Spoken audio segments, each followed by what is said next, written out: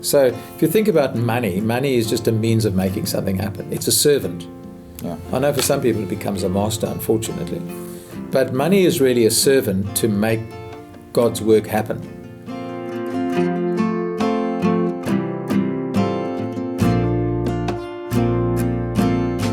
So I've never been uncomfortable with the fact that we ask people for money or that we ask people for more money. I think the thing that is just always is that concept of, are we being reasonable? And I think we are very careful around And we don't want to burden anyone. Yeah.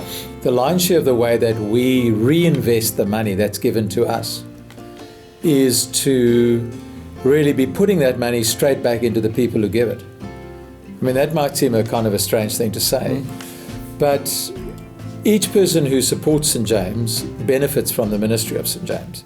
And I think each person who benefits from the ministry of St. James should actually support St. James. So when you give to St. James, you're investing in your own spiritual growth, in my opinion. And I think it's a pretty sensible thing to do.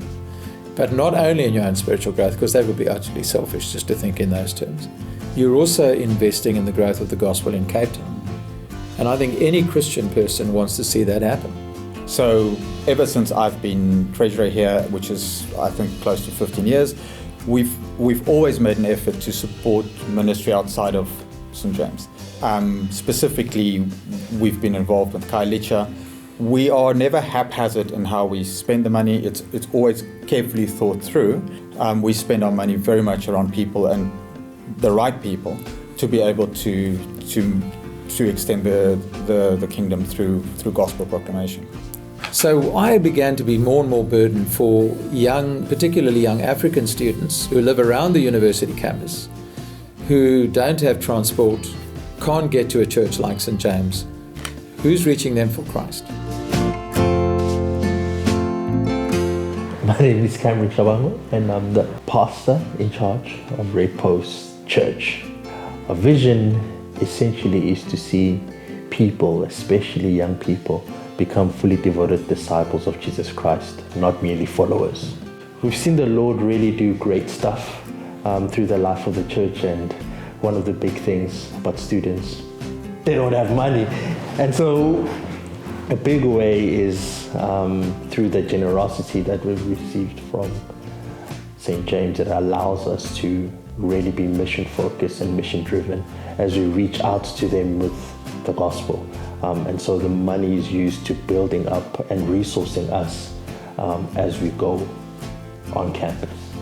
If we could do something like really big for God, I reckon we'd be wanting to keep Red Post growing, maybe even add to the team there, strengthen Cameron's hands. I mean, he's running pretty much flat out. We're sending Yonek off to college next year. I think he's got great potential as a children's worker. So we want to keep supporting him, bring him back onto the team, bring in another young couple that's also planning for the future. Gareth and Melissa go way back at St. James, and it's been a real joy to be able to share in ministry and fellowship and leadership with them.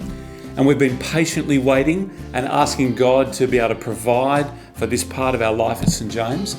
And I think after 4 years of GWC and the investment that we've put into Gareth and Melissa, it's the right time with the right people at the right place.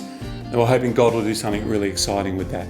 And so we're really hoping and praying that the generosity of St. James will be able to help us get them on staff full time, and so we can take the next step in this really crucial part of the life of our church.